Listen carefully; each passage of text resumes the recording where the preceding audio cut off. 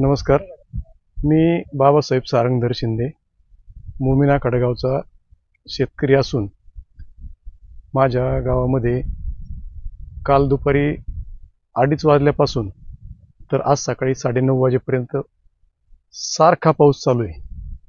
आणि त्या सारख्या पाऊस चालू असताना ज्या पिकांचे नुकसान झाले, ज्या पिकातून पाणी वाहत आहे आणि याच्याशिवाय दुसरं उदरनिर्वाहाचं कोणतंही साधन नसताना आणि अशी अवकाळी पावसाने जे संकट आलंय त्या संकटातून आता तर कोणताही शेतकरी वाचलेला नाही.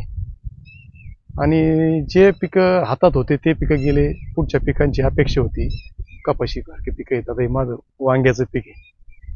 वांग्याच्या पिकातून कसं उदरनिर्वाह चालत होता. आज परिस्थिती अशी येऊन ठेप आणि ही परिस्थिती असताना प्रत्येक शेतकऱ्याला आज काही ना काही अपेक्षा लागून आहेत. आणि सरकारने आता कुठेही ज्या काही पीक पाणीवर तुमच्या ज्या काही पीक पंचनामे वगैरे होणार आहेत ते न करता सरळ संपूर्ण या परिसराला, राहुरी तालुक्याला ओला दुष्काळ जाहीर करून सरसगट पंचनामे करून सरसगट मदत शासनाने दिली पाहिजे. तरच शेतकऱ्याला कुठेतरी हातभार लागेल आणि त्या शेतकऱ्याचं जीवन व्यवस्थित त्यांना करण्यासाठी सहाय्य मिळेल.